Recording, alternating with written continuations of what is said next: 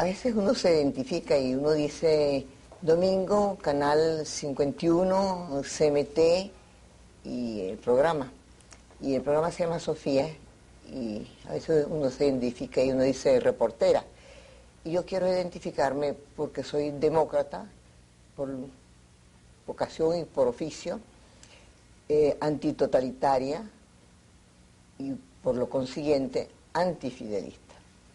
Porque Fidel es el reverso de la moneda, es un hombre cruel, sanguinario, terrible, por el cual Carlos y yo, y Carlos ahora a través de sus escritos que siguen vigentes, las ideas democráticas y de lucha contra todas las dictaduras, estén contra estén, y yo, nos parece que Cuba tiene derecho de vivir en libertad, en paz, con ellos mismos y con el mundo. Por eso esa paz y esa libertad creo yo que vendrá de ellos mismos, pero no podemos estar ausentes y no podemos lavarnos las manos ante nadie que oprime a un pueblo. Eso no es una aclaratoria porque la actitud de Carlos y mía es conocida y nos ha costado, porque las cosas por las cuales uno defiende, uno tiene que asumirlas, y por nuestro televisor, por nuestro canal y por nuestros programas han pasado materialmente desde las cárceles cubanas hasta las costas venezolanas, Ubermato, Valladares, Franqui, Cabrera Infante, y después los grandes escritores, pensadores, que se dan cuenta de lo que significa Fidel, porque no solamente dentro de su territorio, sino lo que ha querido y lo que ha exportado fuera de su territorio. Los venezolanos hemos sido víctimas de eso. Por supuesto, nuestro director es venezolano, pero es cubano y está junto con nosotros siempre hace muchos, muchos años en esa misma lucha, cada uno a su manera.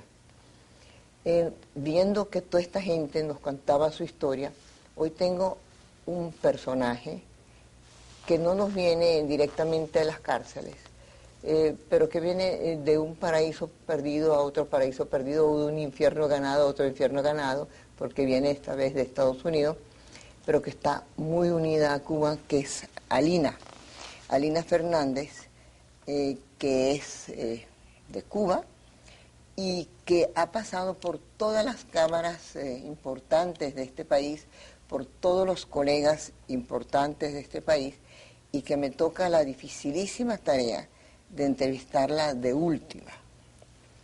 Y yo creo, en estos días tuvimos la exposición de Zapata, que ustedes saben lo que nosotros los venezolanos lo queremos y lo que significa. Y él un día, en ese mismo día de la inauguración, porque lo queremos tanto, porque los ponemos tanto, dijo, estoy harto de Zapata, estoy hasta aquí de Zapata.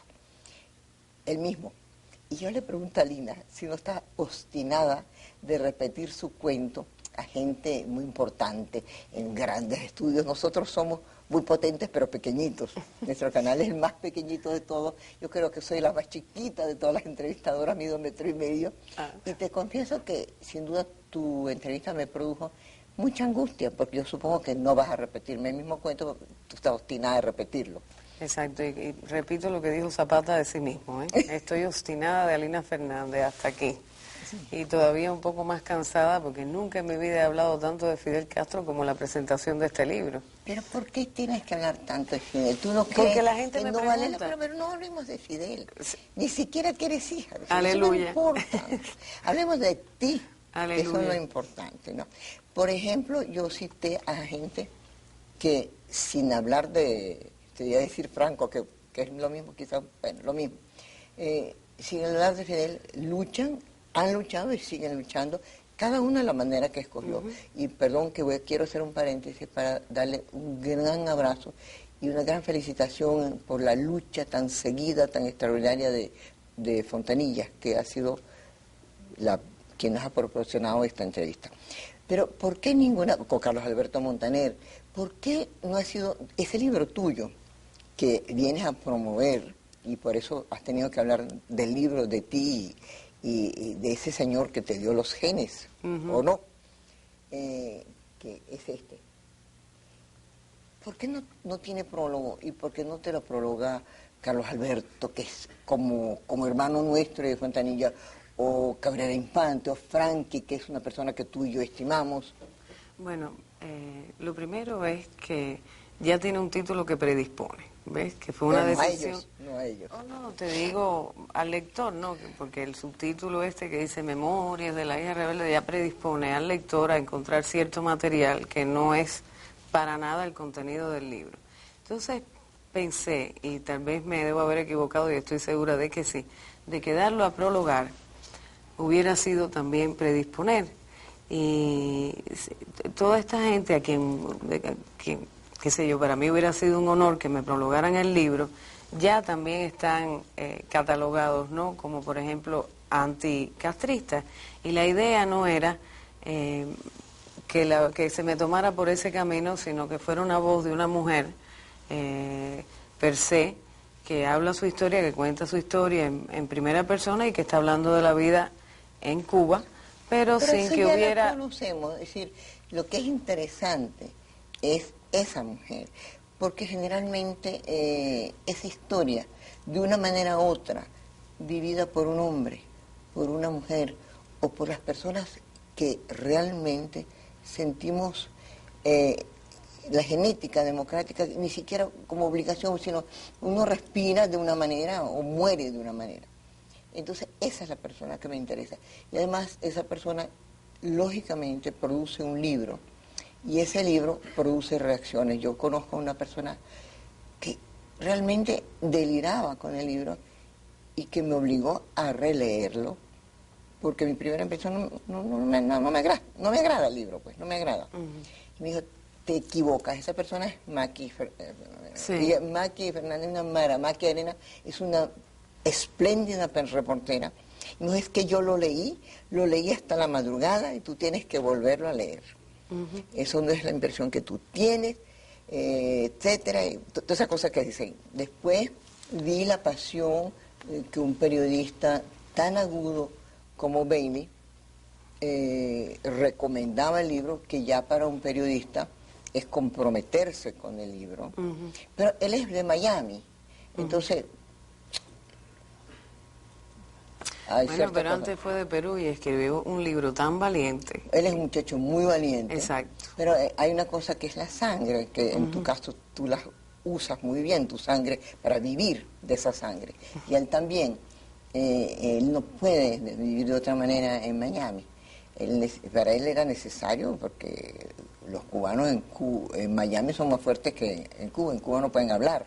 En Miami tratan de hablar, se pelean a cuchillo.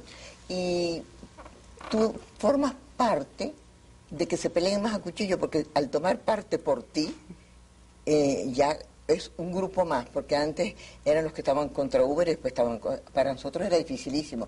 Es difícil para mí también, no te vayas a pensar, claro, es como tú dices, allá está la libre expresión y todo el mundo dice lo que piensa. Yo creo que a Jaime afortunadamente le gustó el libro, lo que pasa es que es un libro muy duro, a veces es un poco... No, es un libro... Es un libro.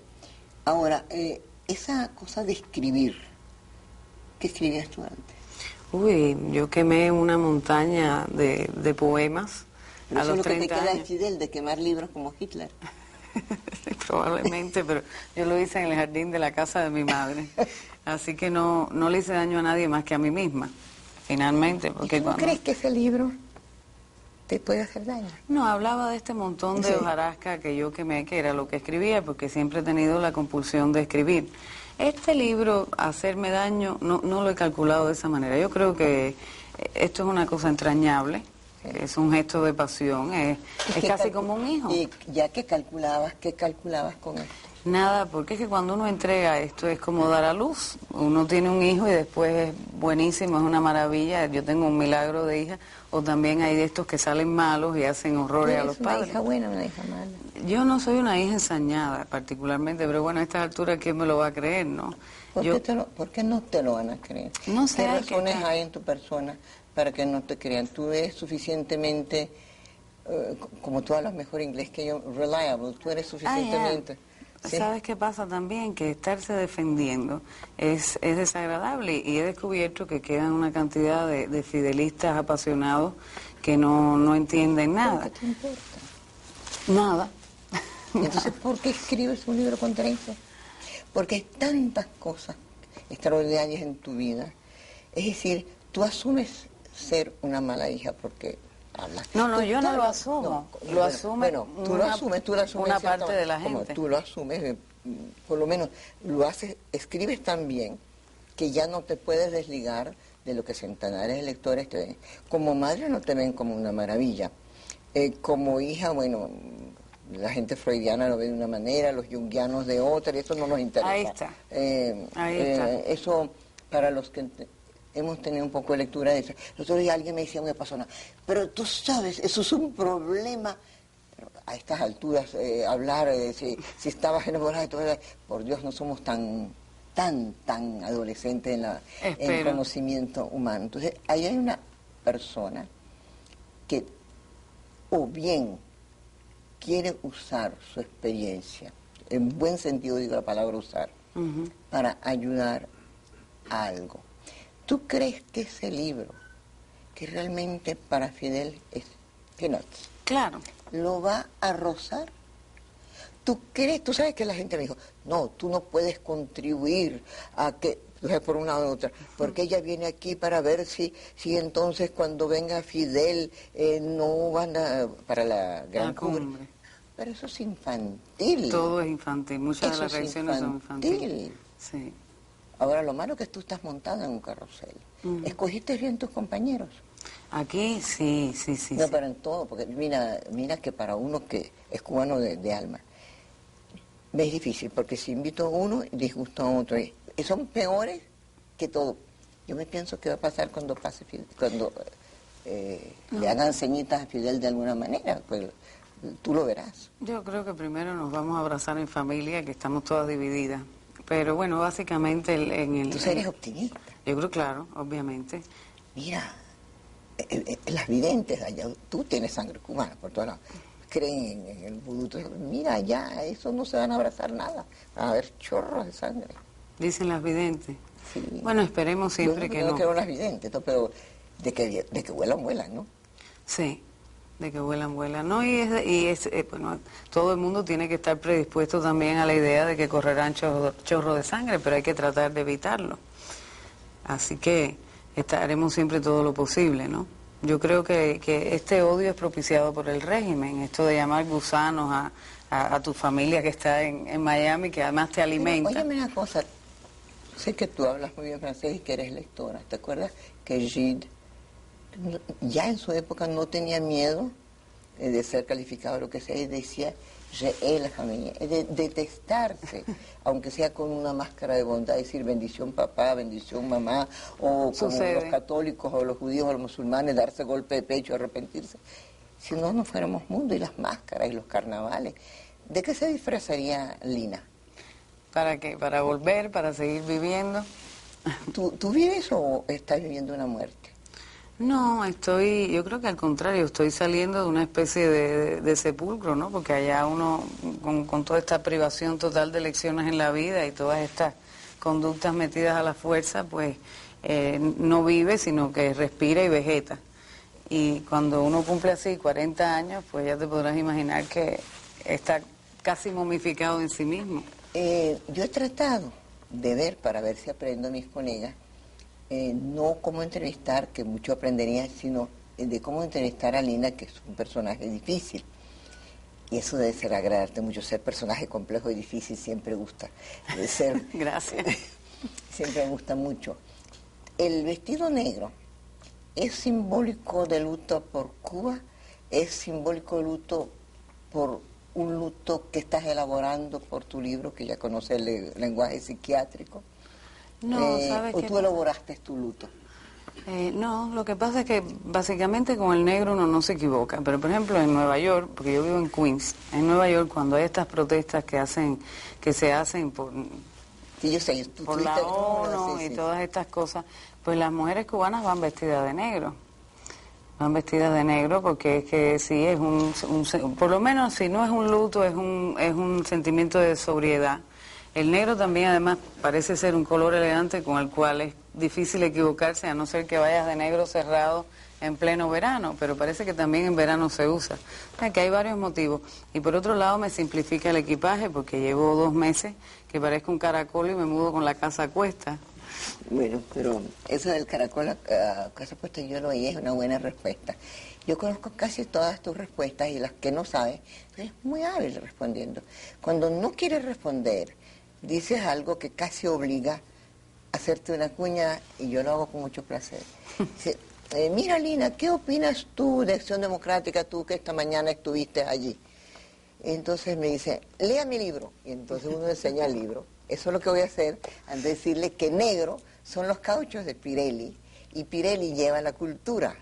En la cultura, esta vez en octubre, abrimos el 3er Salón Pirelli. Hay que ver la confianza que tiene que tener Pirelli en Venezuela para que jóvenes menores de 35 años acudan a un salón totalmente libre, totalmente sin prejuicios. Si son melenudos, si son maricos, si son lo que sea, bienvenidos al Salón Pirelli, y si tienen talento, más bienvenidos.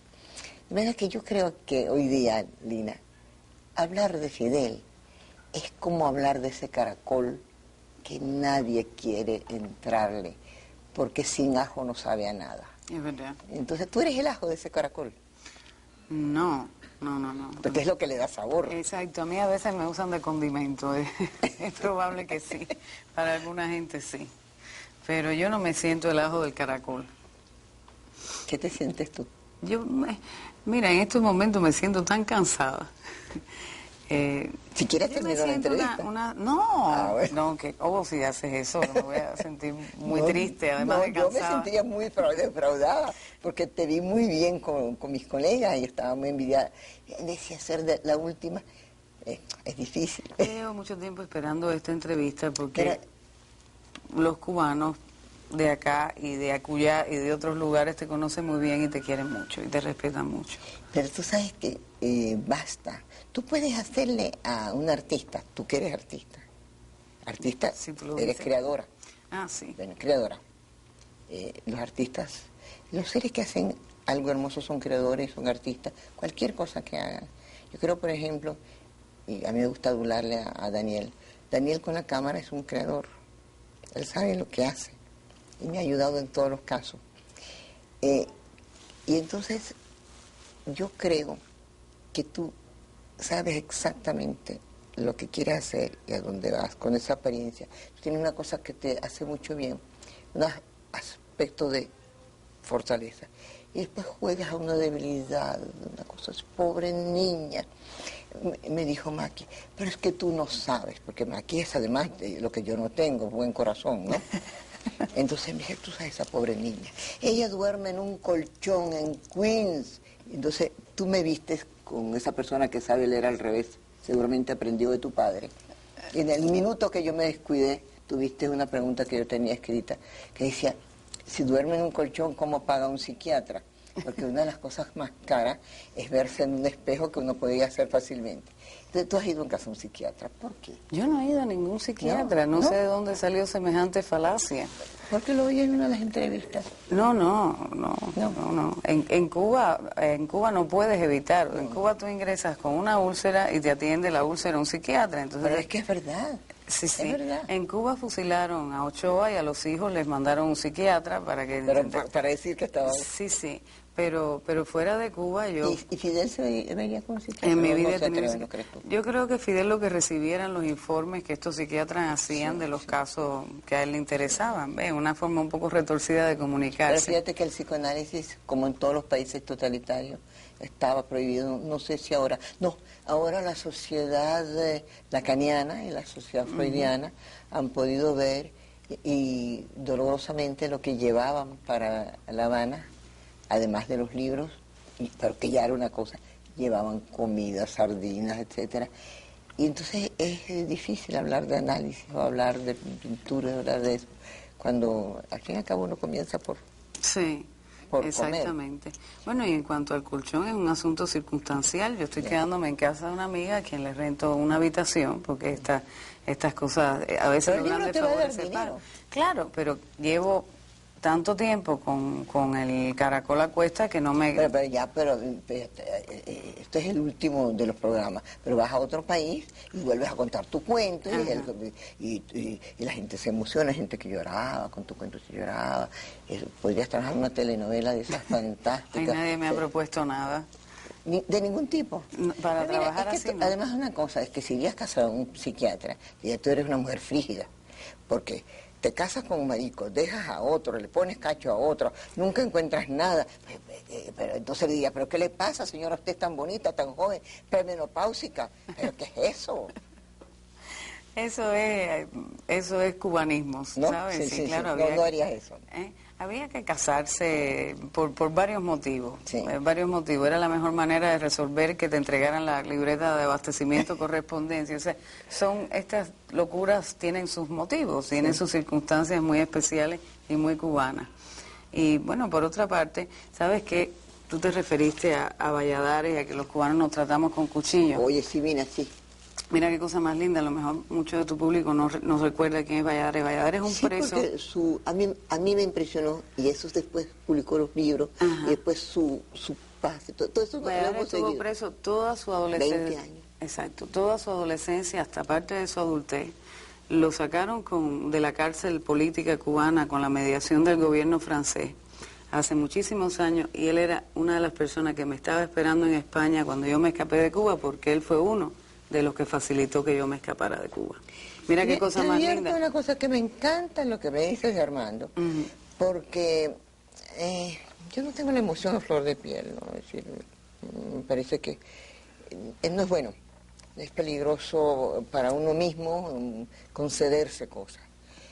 Y yo entrevisté con mucha emoción, Carla estaba vivo, Carlos y yo, a Armando Valladares, y él nos contaba cosas hermosísimas, por ejemplo, que cuando llegaban las cartas de su madre, para que los guardias no vieran la avidez que él tenía, él las dejaba así como quien no quería. Entonces me pareció un hombre muy sólido. Llego yo un día a España, ya estaba casado con Martica y Marta no me acuerdo, y ya había adoptado un niñito, y de repente me dicen unos cubanos, pero esto está vendido yo no sé si a la CIA, a la FBI, yo no sé qué, esas cosas. Y yo, fíjate que te ayudó a ti a salir de Cuba. Exacto, yo creo que me encantó oír el cuento, te lo agradezco. Después de haber estado 20 años en un hueco oscuro y crecer ahí, yo creo que tiene derecho a venderse a quien le dé la gana. Mi experiencia con él es que... ¿A quién te venderías tú? Yo no he estado en una situación como esa. Pero, pero como no, mira, este libro es un compromiso. Mira, una de las cosas que no quise nunca fue aceptar el asilo político porque me pareció indecente que a otra gente le hubieran dado palos por hacer lo que yo estaba haciendo y que no me pasó nada. O sea, la gente me pregunta si yo tuve algún privilegio en mi país. Sí tuve uno, que fue hablar mal del régimen sin que me atizaran a palos y me metieran en una cárcel, que es lo que le ocurre a todo el resto de la gente que hace lo mismo. Es decir, como tuve un amago de libertad de expresión y no me apalearon, me siento una privilegiada. O lo fui o lo soy. No eres, porque estar frente a unas cámaras, estar en Venezuela, tener 4 guardaespaldas en 5, un carro policía y un amigo como Roberto y todos los otros amigos, como Maki, como los otros periodistas, etcétera. Sí, no, habrá que preguntarle a Roberto cuánto tanto me cuida, imagínate todo lo que tengo atrás, tratando de hacer daño. Yo creo que él, que es inteligente, sabe que eso produce publicidad, porque si él es un hombre de publicidad, acuérdate que yo lo admiro además porque es un gran publicista y esa cuña es gratuita, por cierto. A lo mejor no se pueden hablar las incidencias, pero ocurren. Pero es bueno, pero lo que yo te decía de los artistas y los cubanos, cuando tú me diste gentilmente, y es mutuo el amor de los cubanos conmigo, que yo decía, caramba, los artistas tú puedes hacer todo lo que sea cuando estás empezando una exposición. Cuando ya se la estás haciendo, no has hecho suficiente, no le has dado suficiente publicidad, la luz que le diste al otro era mejor, no te iluminamos. Y cuando tú vas a la exposición para darle respuesta a otro, bueno, tú eres un museo fatal, no has hecho nada. Yo temo que a lo mejor porque no te he echado todas las piropos, como dicen las flores, nada de decir, pero esta como que ahora está comprada por la extrema izquierda, ¿no? Como me dijo un día Fraga, porque un fascista español ahora está muy convertido por un fascista. Y entonces imagínate yo comunista, eso es así porque le hice unas preguntas que eran lógicas sobre los vascos. Entonces dije, yo voy a perder todo el cariño de esa gente que yo quiero tanto por no entrevistar, decir, bueno, pobre Alina, pero imagínate su padre, que le dijo, no, yo creo que tú el padre tienes una suerte enorme. A veces no tener ese padre que hubiera hecho daño si vives al lado de él, a lo mejor te contagia, ¿no? Hasta los hijos adoptivos adoptan actitudes y lenguajes. Así es. ¿No es cierto, Alina? Es cierto. A lo mejor tú eres una mujer muy suertada, estoy segura de eso. Yo me siento así, yo me siento bastante afortunada. Lamento haber casi perdido mi primera parte de mi juventud allá adentro. No eran circunstancias elegidas por mí, pero ahora tengo la elección de mis circunstancias y eso, hombre, lo reajusta a uno tremendamente. Alina, ¿tú podías hablar libremente por teléfono en La Habana? No, a mí me tenían cortado el teléfono. Bueno, a mí no.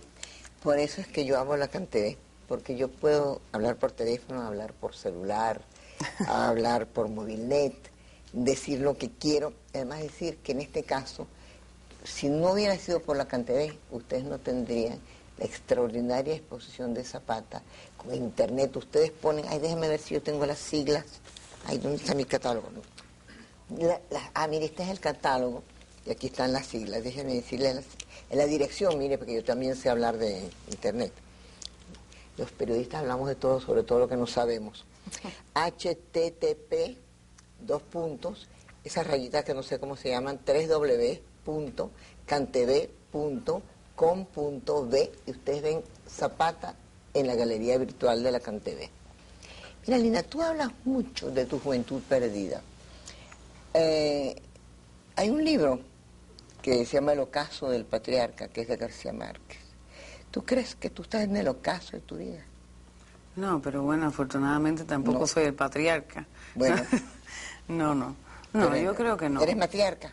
No, lo que estoy es en una especie de, como te cuento, reajuste, ¿no? Cuesta mucho trabajo haber vivido en la anoxia y empezar a respirar, aunque parezca que no, la persona.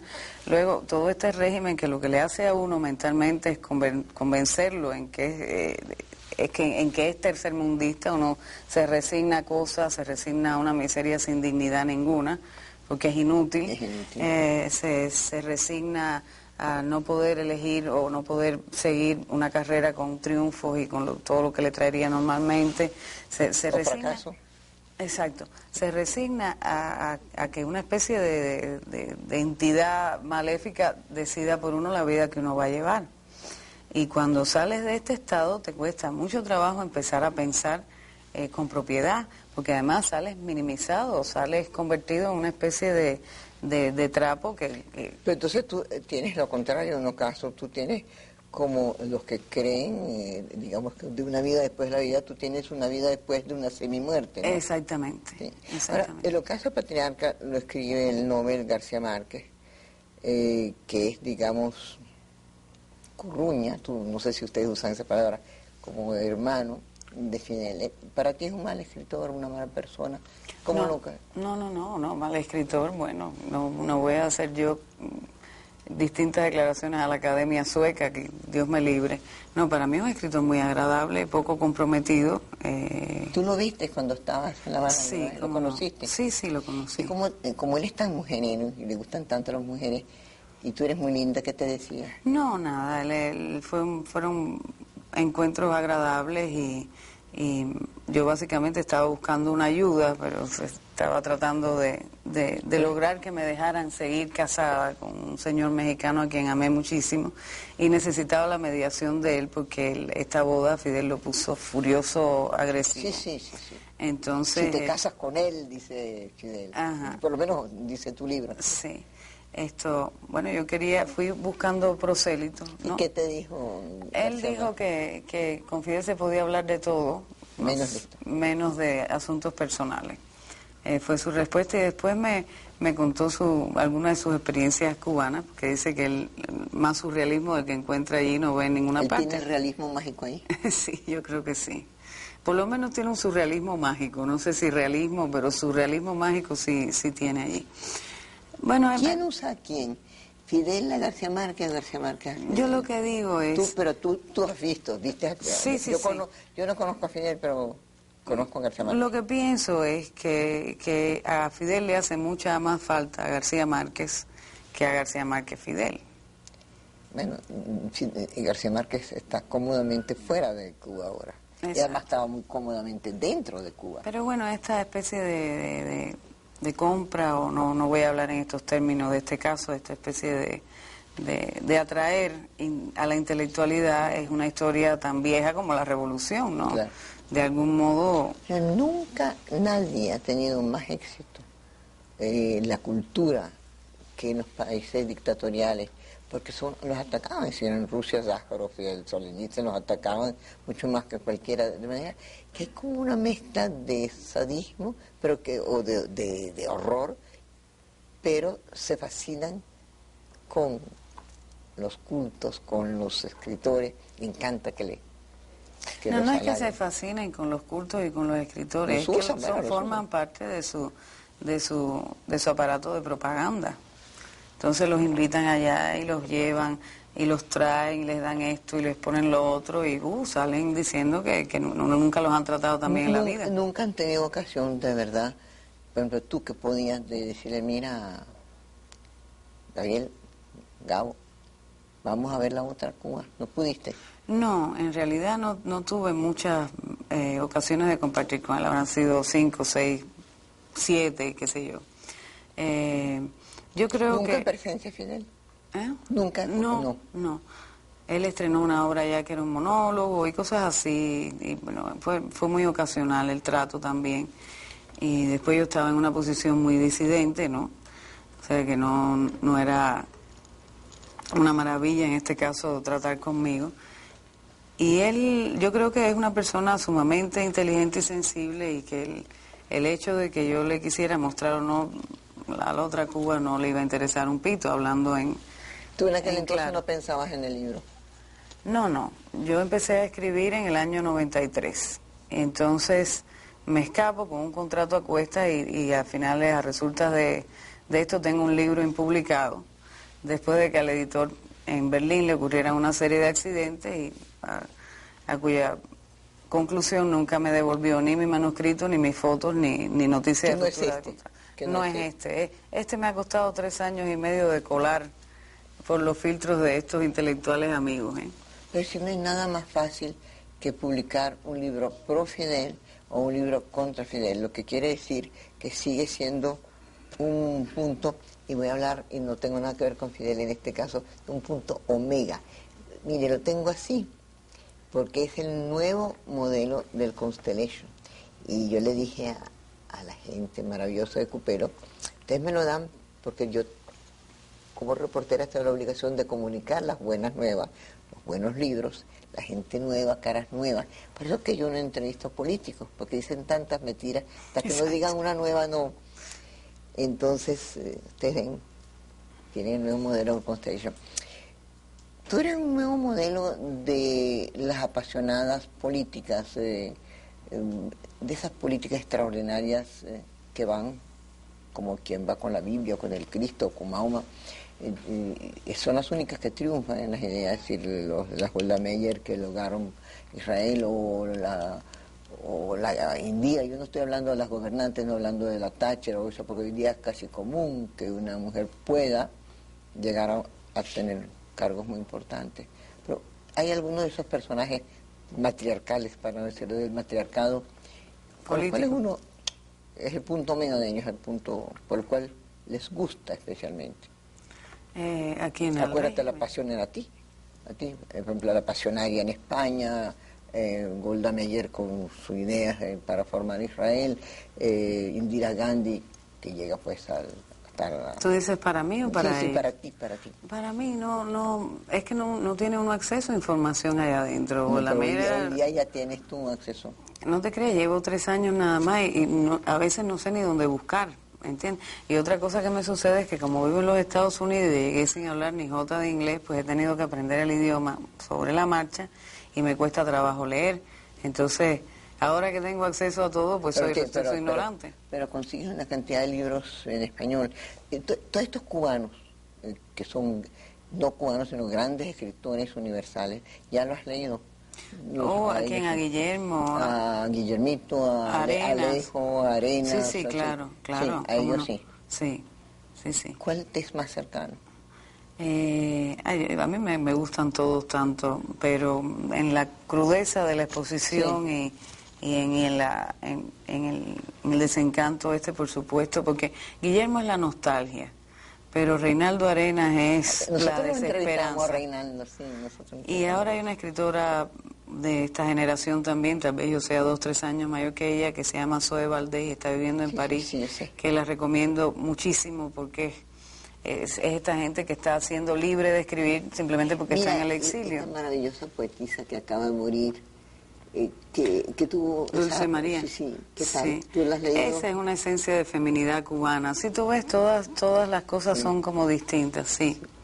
¿Cómo podía ella escribir, vivir sin tomar una posición? Porque en el fondo su poesía es poesía, pero en ningún momento una poesía comprometida. Bueno, la permitieron sobrevivir porque era una señora muy mayor que escribía poesía. Sí. Es una cosa muy romántica que no dañaba a nadie. Sin duda. Y entonces ellos siempre han necesitado poetas oficiales. El varón era Guillén y la señora era Dulce María. Te voy a decir una cosa. A María Elena Cruz Varela la metieron a palos en la cárcel. Pero te voy a decir una cosa. Nicolásito Guillén, empezaba a ser reportera. Y él llegó, yo estaba en Bogotá y lo entrevisté a él, después vino Rosita y después nos encontramos en París. Y Nicolásito Guillén era antifidelista feroz. Decía, es el loco que nos va a volver locos. Y además de todo, en un reportaje que yo le hice, dije, pues, el negro Guillén, no me lo perdonó, yo soy un mulato. Y después en París, cuando el pelo se le puso gris, me decía, tú sabes, me toman por hindú y yo no vuelvo a Cuba. Y pues se convirtió en el cantador oficial. Claro, bueno, probablemente lo hayan comprado de una manera o de otra, ¿sabes? Porque tenemos un cantautor oficial ahora. Yo dudo mucho de que la gente logre... Es un poeta bueno, es decir, un poeta popular bueno. Popular, bueno, sí. Tampoco es una gloria de la literatura, válgame Dios, pero un poeta serio y bueno y con profesión. Y tenemos ahora un cantautor nacional que lo han hecho diputado de la Asamblea Nacional y creo que se enteró estando de viaje, así que ya me contarás tú qué representatividad tiene de su pueblo, pero al menos tiene un cargo. Ahora, si tú dices que tú no eres política, ¿por qué fuiste a Acción Democrática, fuiste a COPEI, vas a la OTCA? Ruleteaste por todas partes. Porque mira, el libro se me ha convertido, aunque trate de evitarlo, en una cruzada política, y yo soy anticastrista, pero además de eso, ya dejando todas estas cuestiones de lado, yo creo que yo me siento en el deber de ir a saludar a toda la gente que ha apoyado a la comunidad cubana aquí en el exilio, que he conocido gente que está aquí gracias a la ayuda de todos estos personajes a quien he ido a saludar con un gusto tremendo. He conocido 2 muchachos que llegaron hace 3 meses y yo lo conocí, uno de ellos en la presentación de tu libro. Sí, en un momento dado pensé, dije, ¿no será alguien que nos mandó Fidel para...? No, los mandados salieron muy rápido de allí y nadie se enteró. Con una facilidad tan grande que yo no lo creía. Sí, ¿Sabes sí, a quién me refiero? Me dio su nombre. Toda la gente que ha estado del lado del pueblo cubano, tanto afuera como dentro de Cuba, yo, mira, si puedo ir a saludarlos y a decirles que es un honor conocerlos, pues lo hago y ahora estoy aquí con ese mismo sentimiento contigo, que sé que has sido una gran procubana. ¿Ha sido? No me gusta el tiempo. Eres. Bueno, me gustaría tanto que pudieran vivir absolutamente con todos los defectos que una democracia tiene. Exacto. Que lo que tiene maravilloso es la imperfección que la puede convertir en un poquito más vivible. Por eso uno, inclusive con Fidel o sin Fidel, uno tiene una inmensa simpatía, un inmenso deseo de que los libros, y junto con ellos la libertad, porque los libros es la mayor expresión, lleguen allá. Y si tú trabajas por eso, pues maravilloso es. Lo que ha sido que se ha desvirtuado mucho la presentación de tu libro. Y por supuesto, alguien me dijo, pero el presidente Caldera. Y me dijeron, bueno, ¿por qué el presidente Caldera? ¿Te recibió el presidente Caldera? Yo no he intentado hablar con el presidente, es que no he venido aquí a hacer... Tú dijiste que tú le gustaría darte las gracias a toda la gente que ha sido y es con el pueblo cubano. El presidente Caldera es un demócrata, de manera que no veo por qué no, si tú... Pues entonces lo hago Carlos aquí Andrés, públicamente. Carlos Andrés, ¿lo has visto? No. Tampoco. No. ¿Crees tú que Carlos Andrés fue un factor benéfico o lo contrario para Cuba y su causa? No estoy hablando de Fidel, para Cuba. No es lo que sé, me interesa a mí. No lo sé. Acuérdate que en la época de... Lean mi libro, esa era una buena respuesta tuya. Yo estaba allá y estaba totalmente ascéptica de todo lo que pudiera o no hacer una persona. Entonces, ¿cómo sabías que éramos o no amigos de Cuba? Tú comprendes que si te hablaban de mí, que soy una reportera, te debían decirte, mira, bajo el régimen de Luis Herrera, nosotros los cubanos tuvimos apoyo. No estoy hablando que sí o no, estoy diciendo, por decirte al presidente, pero no han sido tantos, ¿no? Tú no has tenido tiempo de saber de ellos por tu edad. Bajo el presidente, primera presidencia Caldera, la actitud, porque la actitud hacia Fidel ha ido variando, porque nosotros seguimos un poco, acuérdate que el tercer mundo sigue un poco los grandes. Sí, el tercer mundo es un concepto europeo que nos hemos dejado endosar como si fuera un traje de arpillera de penitente. Yo creo que sí, en muchísimas cosas tratamos de no ser tercer mundo, pero mientras tengamos el complejo ante el primer mundo... Pues es un complejo que hemos endosado, sencillamente, y seguiremos. Entonces después uno endosa el complejo y después se adapta mentalmente a que lo es. Sí. Y bueno, básicamente yo creo que es un error de Latinoamérica, pero bueno. Un gran error de Latinoamérica. ¿Por qué tú te tapas tanto? ¿Tu cuerpo se ha echado a perder mucho? ¿En caso? Yo diría que sí, pero tengo ¿Tú otro has sido maniquí? Sí. El que hace la pasarela lo hace casi desnudo y lo más que pueda mostrar, mostrable. Bueno, pero hay cosas que cuando uno tiene 29 y 30 años puede mostrar, pero cuando uno tiene 10 años más ya quisiera ocultar. Pero fíjate que Jane Fonda tiene como 30 años más que tú y es la que da clase de esas cosas aeróbicas. Pero con una infraestructura tremenda, ¿no? Jane Fonda tiene de todo. Esto... Pero no me has dicho por qué te tapas tanto. En este momento no tengo puesto brasier. Si entonces quieres que te van hasta aquí. No, es que no. Pues entonces son mostrables. Sí, muestra lo que muestra. Y cuando de aquí para acá, tú estás vestida de desnuda, de aquí para acá. De aquí para acá, a veces tengo puesto una gorra, pero cuando puedo me la quito. ¿Hoy cómo la tienes? No, hoy estoy a calzón quitado. A calzón quitado. ¿Te sientes cómodo, Omar? Sí, cómo no. ¿Cómo crees tú que te hubiera gustado que se hubiera desarrollado? Ayúdame tú, porque tú escribes un libro. ¿Qué quieres tú que después que tú te vayas, que es el momento que podré saber más del libro que haberlo leído, después de haber hablado, por eso no hablo con los invitados antes nunca? ¿Cómo quieres tú que recuerden ese libro? ¿Tú quieres que te vean con tu traje negro, con nada bajo el vestido negro doblemente cubierto, negro? ¿O tú quieres que te vean o te imaginen? Tú sabes que la imaginación en el sexo, en el amor, en la mente es muy importante. Si no, no hubieran todas esas películas pornográficas. ¿Tú serías capaz de hacer una película pornográfica? No. ¿Cómo voy a faltarle? Pero si tumbaran a Fidel, si tú sabes que ya lo tumban y que la familia se abraza, como tú idílicamente dices, ¿pasaría o no pasaría la desnuda? No, a esta edad, no, para nada. Hay cosas que en determinado momento llegan a ser indignas y no es porque lo sean en sí, sino porque el momento está mal. Te digo que hay cosas que porque las circunstancias no son las reales, resulta que son indignas, ¿no? Sí. En otras circunstancias yo no creo que yo hubiera tenido, no sé, nunca me vi ante esa disyuntiva. De todas las cosas que no has sido, que son tantas, y de las cosas que hasta eres y que ocultas bajo esas cosas negras que te pones, que alguien te dijo que te quedan bien. No, tú eres linda. Y creo que por dentro también, yo creo que fue muy bueno entrevistar. Yo creo que Me sí. ganaron a tu causa, no a tu manera de hacerla, pero sí, como siempre, porque por la democracia, y cada uno escoge el camino de luchar. Exacto. Y yo creo que tú has escogido el tuyo, y no quiero más del libro. Estoy contentísima de haber conocido a Lina. Igualmente. Y ojalá que lo que pueda haber servido este reportaje, porque si yo no creyera que la comunicación sirve, caramba, sería el ocaso de mi muy joven vida.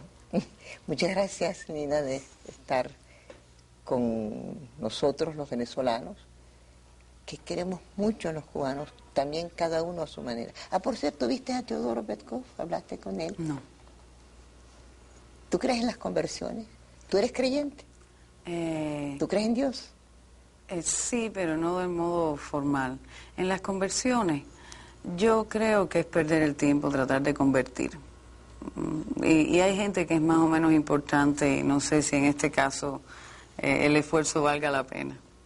En todo caso, si te reencarnas, ¿quién te gustaría ser? Una bailarina. ¿Para Fidel? No. Encontrarte en Fidel en el segundo mundo. No. ¿Qué pasa si lo encuentras? Yo creo que me suicido. Pero a lo mejor ya estás viviendo una segunda vida. ¿Qué sabes tú? Bueno. En todo caso, el libro, yo creo según que sí, Maqui Fidel... Arenas, es una maravilla. Yo lo voy a volver a leer, porque después de conocer a Lina lo leeré de otra manera. Uno tiene que dar otras lecturas. Yo creo que si Fidel renace, va a renacer barrendero en la India. Para que pague todo lo que ha hecho en esta. Uno no paga, yo creo que él paga lo que es a un alto precio. Porque el desprecio de la gente, porque la gente no puede mentirle a todo el mundo todo el tiempo, ¿no es verdad? Así es. Vamos a jugar a la verdad, Lina, dentro de unos momentos.